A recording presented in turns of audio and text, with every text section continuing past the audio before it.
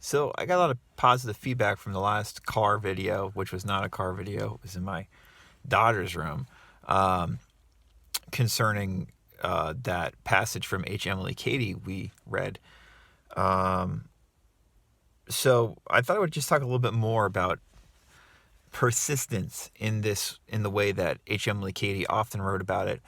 And for those of you who are unfamiliar with H. Emily Cady, as I mentioned last video, we've done several podcast episodes concerning her work, and she really is, in my opinion, one of the great law of attraction, law of assumption, manifesting teachers, whatever you want to call it, in American history.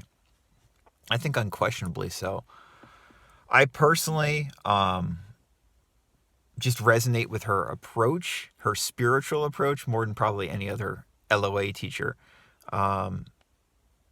And if you're into Neville's teachings, into Joseph Murphy, into someone like Catherine Ponder, I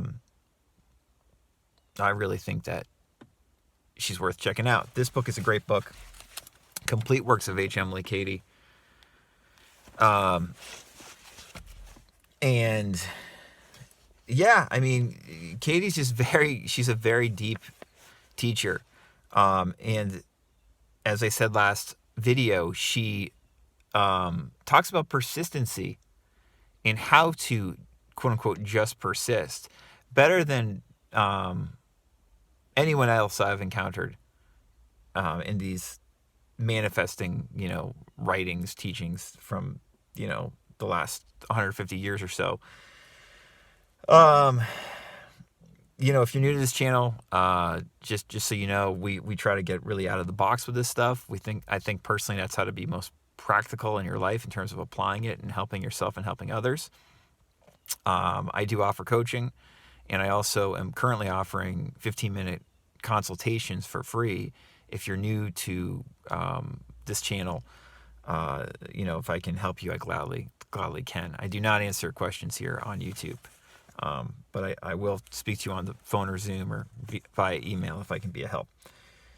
So, yeah, I thought I would read from the introduction to Complete Works of H. Emily Cady. Russell Kemp wrote a really good introduction to this book. And, he writes a little bit about how Cady used persistency and how she used it really effectively. And I think that what people often don't understand is they think that, like, you're supposed to just persist and things are going to be, like, all lovey-dovey and wonderful if you persist. But the truth is, it's often a very painful process, and you feel like you're struggling and you don't know what to do, and you rest in the Lord, as they say. But it's not a glamorous process usually. And it's one that when we see it presented on YouTube and people talk about like robotic affirming and just persisting, it doesn't take into account the pain that perhaps you're going to feel when you are just persisting, and how if you react to that pain by being like, well, this is terrible, this isn't going to work, I feel crazy, your default state, as we went over the other day, is not one that's conducive to externally changing your world in the way you want. And that's why the correct usage of persistency usually is one where there's faith that this is going to work. This is going to work. This is going to happen. Mentally, emotionally, I already feel that it has happened in some significant way. And we can use psychological language like Emile Coué talks about and uses in terms of expectation. And if you, as Coué always says, like if you expect something to happen, if it's within the laws of nature, it's going to happen in all likelihood, at least in some significant way. We can speak about it that way, but often, for many of us, if we are spiritually inclined at all, and I use that term spiritually inclined in the broadest sense, certainly not in a strict religious sense. If we are spiritually inclined at all, we will find dwelling on the goodness or the abundance of the universe or of God incredibly helpful in enabling us to persist more effectively and more peacefully in the midst of all of this quote unquote resistance that is in all likelihood going to come up when we're trying to change something significant externally in our life. Again, normal disclaimer here. If you're new to this channel, I'm not saying you're going to necessarily run into resistance when you are trying to externally demonstrate or manifest something in your life. I'm just saying, based on my observations for myself and working with many others over the years and reading all these great teachers' accounts of how this stuff generally works, most people, most of the time, when you're trying to significantly change something in your life, like your relationships or your health or your financial situation, we're going to run into some kind of mental and emotional resistance while we're trying to do that. And how we react to that resistance, how we persist through that resistance, whether we react very negatively and get overwhelmed, if we come at it from that state, it's going to be a lot less, conducive to getting what we want than if we come at it, if we react to it with a sense of peace and a sense of resolution that things are okay, that everything will be okay, and that actually everything already is okay, and that actually everything already is God, and hence everything already is good, if we use that kind of spiritual angle. So Kemp, in this introduction to Complete Works of H. Emily Cady, mentions, several examples of how she used persistence. And I really recommend getting this book and reading the whole book and reading the introduction. And, Kemp conveys here that, H. Emily Cady led a busy life of service, not only treating those who came to her for help in overcoming sickness, discouragement, or other personal problems, but seeking after office hours to aid persons in institutions such as homes for delinquent young women. In this letter, Dr. Cady tells how after a busy day at her office, she gave a talk at one of these institutions to 25 of those she called the younger sisters, giving them words of love and encouragement instead of reproaches.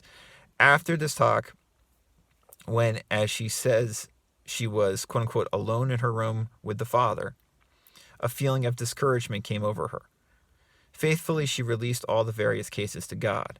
To quote from her letter, "Dear Lord, I commit all these various cases to Thee. I do not know that I have helped any of these troubled hearts a bit, but Thou knowest I have in each case given them the very best I knew how to give." Then she says, "As I looked into His face, great tears trickled down my own at the thought of my weakness and insufficiency." Kemp says, "How many times have you and I felt the same way after our best efforts to help or heal another?" You could also say to help or heal yourself. Kemp says, "How can we believe that we have helped them in any way? Here is one of the most outstanding metaphysicians of the early truth movement, overcome by the same feelings that often beset us. How did Emily Cady handle this? Actually, she did not handle it, nor did she overcome it. God did it for her. She says, quick as a flash, He said unto me, Well done, good and faithful servant. Enter thou in the joy of thy Lord," which is from Matthew 25. "As much as to say, my child, you went forth with love and tried to do faithfully and unselfishly my work. Now do not waste one moment thinking it over, for I, all unseen by you, have poured the living bread and water through it to my fainting, famishing children. The work is mine, not yours, and it is all well and finished by me." And this is like what we were talking about last video.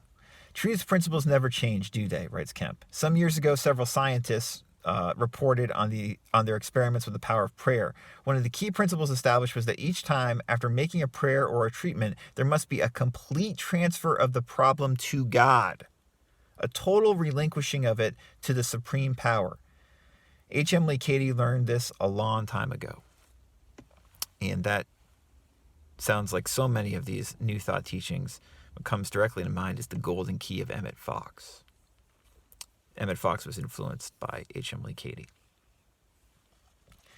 In her letter to Myrtle Fillmore, Katie goes on to say, "We are told, delight thyself also in the Lord, and he shall give thee the desires of thine heart," which is Psalm 37.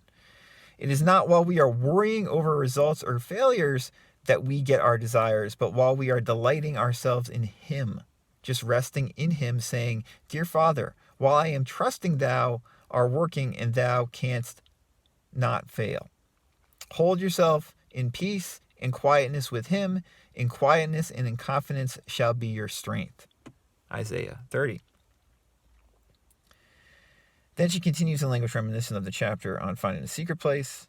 The moment you are able to possess your soul in patience and in harmony, you will begin without effort to radiate health and harmony in all good. And whoever is looking to you for help will draw from you just the help they need, even if you never give them a set treatment. Later on, Kemp's just saying how she wrote something very similar to what Neville always said about testing it for yourself. In How I Use Truth, she tells us, "We ask no one to believe that which is here written simply because it is presented as truth. Prove all things for yourself.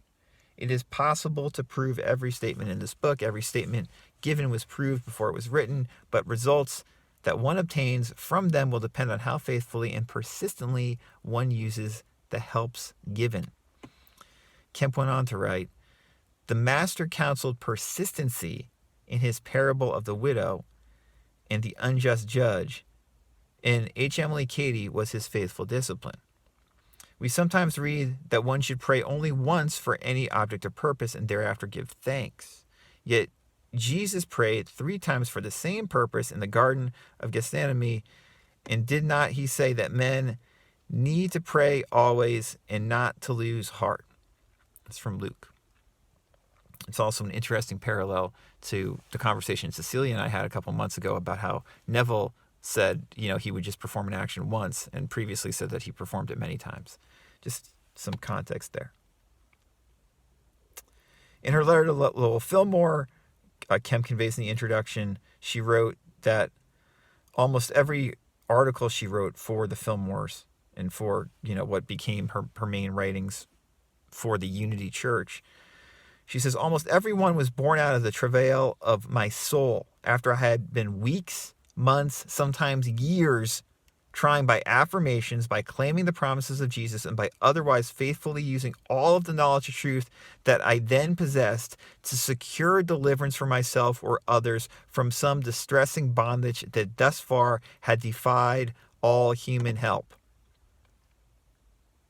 Kemp says, think of it. Weeks, months, sometimes years of continued prayer for one particular purpose until the desired demonstration was made. Yes, H. Emily Cady was truly persistent, and her persistence was always rewarded. Her elderly father was exiled from his home for 5 years, although innocent of a charge that she says was the quote-unquote wicked machinations of another man. All due processes of law had failed to clear him of the false accusation. Years of her own prayers were fruitless, until one day she made an impassioned plea to God for his deliverance and was told that she herself, acting as God's agent, must decree his freedom. Unquestioningly, she obeyed. As if by magic, in a few days, her father came home, a free man, his innocence clearly established. Persistence had triumphed. So those are just some examples of H. Emily Cady stories of her using persistence. There are many others given in this introduction.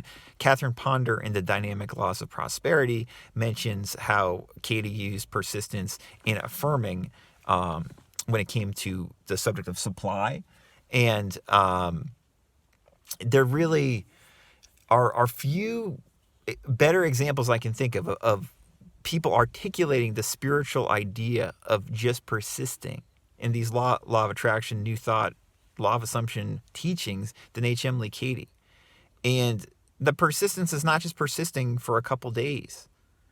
There are so many instances of her persisting for weeks, months, or years, but doing it in a way where she trusted in the Lord, or she trusted in the natural sense of abundance that we have within us, the life-giving principle that Joseph Murphy always talks about.